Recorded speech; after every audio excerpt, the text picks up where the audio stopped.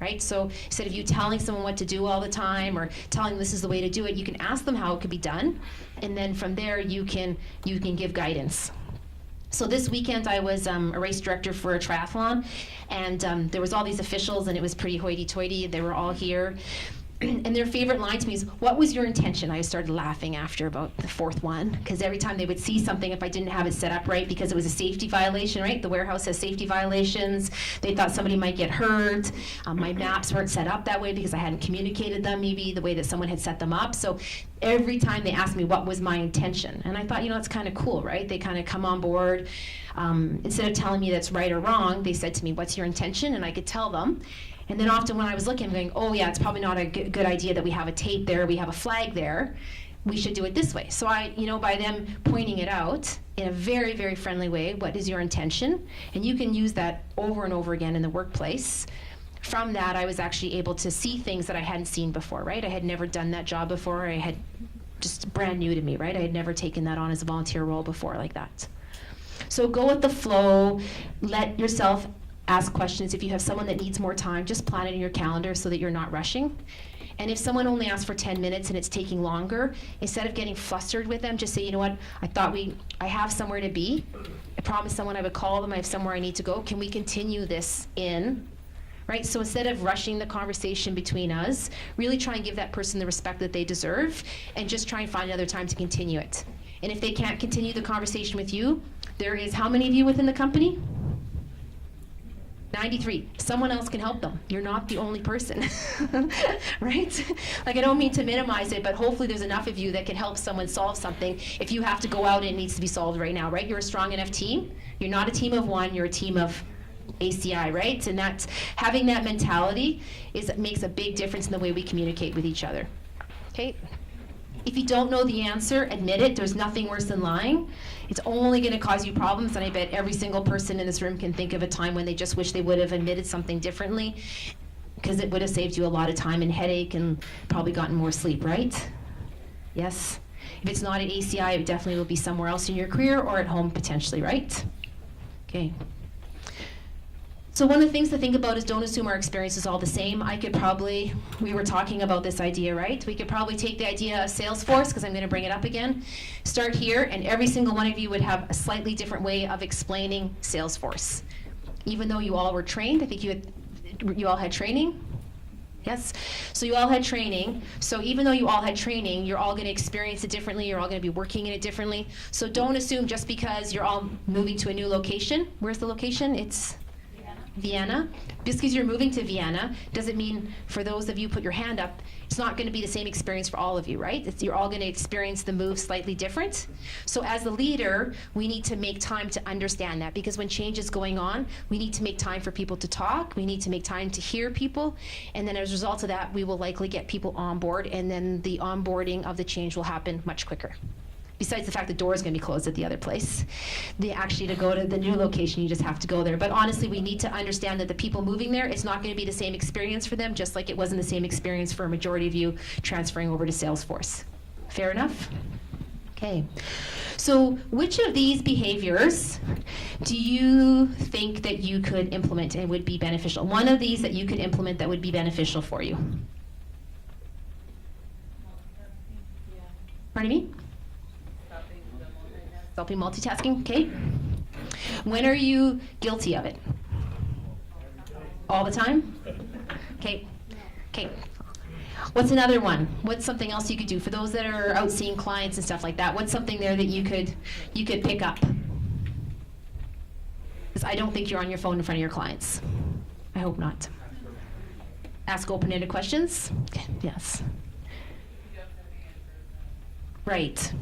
And that's the number one thing I hear about, right? I hear from, and I don't know about the situation here, but in some workspaces I hear the challenges between the sales department and the warehouse or the delivery is unrealistic expectations, sometimes being set, and then you're conflicting, right? Versus working together. Is that fair? Okay. What's something else up there you can do? There's a 90 of you in here almost, so there must be a few more. Yes? Number 6 is very important, because we could think that what we did in the situation is a perfect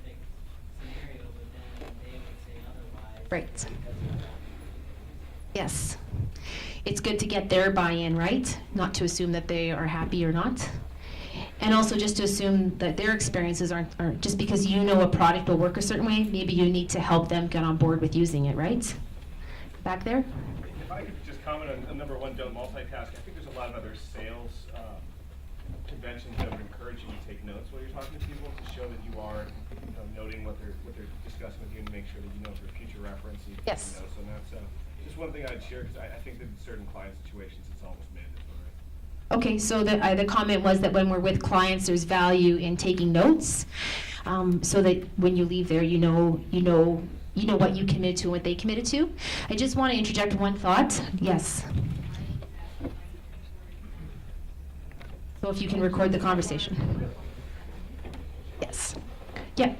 And it's actually something when you're learning a new product or you go to a training session, sometimes it's valuable to do that as well. I want to make one comment about the note taking. Oh, perfect. Add to it then. Go for it. Actually, directly related. I was in a college class a few years ago about business communication was the class. And what he actually described is not multitasking. It is doing two tasks to the same thing. Multitasking that actually splits your attention is when you are doing two unrelated tasks, as in talking on the cell phone and driving, which applies to a great bit to me. But if I am driving and glancing at the GPS that's right next to right on my windshield, that is a multitask that does not take me away from my driving because it's directly related to the driving. Or if you're taking notes while talking to a client, you are actively engaged in the conversation with your client and fully focusing on that. So the multitasking that takes you away from it is when you're doing two completely unrelated tasks. Right, for sure. So we talk about multitasking. It is the idea of doing two different things, looking after two different client files, trying to solve two different problems at the same time, right? Talking the phone and typing at the kind of concept at the same time, or responding to your telephone system. Can't keep that name in my head. The hub. It's also got finality. Yeah, that's right. It's hub or finality. The idea about taking notes when you're in a meeting, I think for some people it gives them, I think they're comfortable with that because they want to know that you take it seriously and you're taking down the details. There is the difference between always having your head down and lowering your head, making a note, and then continuing with the conversation. Yes. What the gentleman over there mentioned earlier about when he went to his restaurant. Yes. And they took notes, and he came back 3 months later. If you're taking notes and you can recall something to the customer, they'll be like, wow, pretty impressed about that. Yeah, it's being able to recall conversations and recall your details or come back and confirm in the email, I told you I would do this, the marketing person's going to do this in the company and this, and that way it's a really nice way of confirming and communicating what all parties, because likely the client needs to do something just as much as you need to do something, right? Usually, I'm assuming in the situations, there's multiple people that are required to get on board and help out. So just really think about that concept. Many of us will take notes on our phone if that's the way that you do it, but just kind of be very cautious about that because when you're taking notes in your phone, it's very easy to get distracted by the things that pop up. Right? And I understand it. It's easy, it's in one spot, you can forward it, you can attach it. Like I totally get that part of it, but there is some challenges to that concept, right? Okay. Any others up there that you think you can apply? Anyone in the back row besides this gentleman? Back there, you guys? I don't see any other hands back there. Awesome, one, perfect. I just think having like a game plan or agenda for what you want to accomplish, like depending on, maybe it's specifically like a client meeting, going into that knowing, I'd like to achieve X, Y, Z, or I'd like to figure out this. Maybe in a passing conversation about that opportunity, but. Right, so when you go into a meeting, we need to know what the objective is. We don't have to know how we're going to get there directly. You might have ideas, but by asking open-ended questions, you can find out if your ideas are fair, and then you can suggest them, right? Often people don't ask if things have changed in a conversation with a client, and then they just go on to spew their sales pitch, and then as a result of that, something's changed, and your sales pitch is no longer valid when you could have just figured that out right at the beginning, right? Those in sales get that? Yes?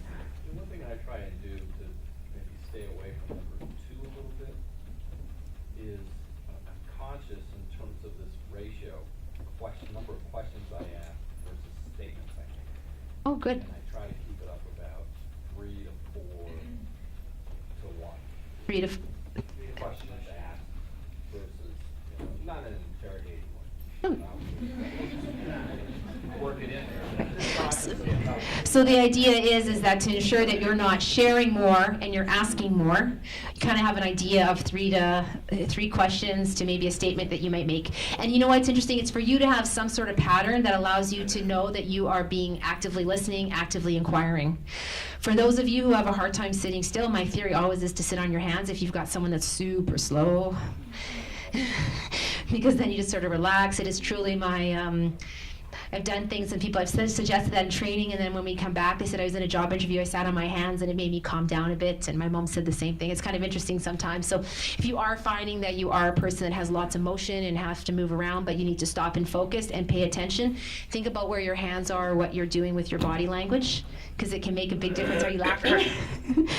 Right? Some people move more when they talk, and if it's a serious situation, it can give the wrong impression in body language, right? If you've got a problem but you're a mover, you need to figure out how to calm your body down, because there are people out there that want to talk it down, bring the conversation down, and we need to adapt to them. I can't mimic them because I have no ability to do that as a person. That's not your style, but you can adapt your style to make everybody feel comfortable, right? It's one of the civility principles is to make others feel comfortable, and you can do that by the way you converse and the way you communicate. Okay. Any others up there?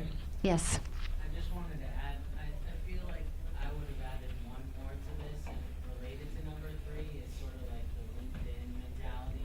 Okay. When I join a conversation, I try to find ways where I can connect that person to somebody else or something else Yes. that they like or that I have a commonality in. And it's a way just to connect people and grow as an Right, so if there's a way for you to find some common idea, common purpose, social media is out there, we can do that with ease, right? You just have to take that initiative. And even, that person could have had your name from the restaurant, right? The person could have had your name from the restaurant. They could have pulled you up on some social media just to confirm what you'd been up to. It might have sparked a memory for them. And then from that, so there's all sorts of ways. The person took notes, which is great, but there's many different ways to continue that conversation as well. Yes, at the back. Work on doing number 5 to avoid doing number 2, because plenty of times, no matter what the department is, sometimes when you don't know the answer, you find yourself rambling on and on and on, and it's just like, what the heck are you talking about? Right. So practice number 5 to avoid number 2.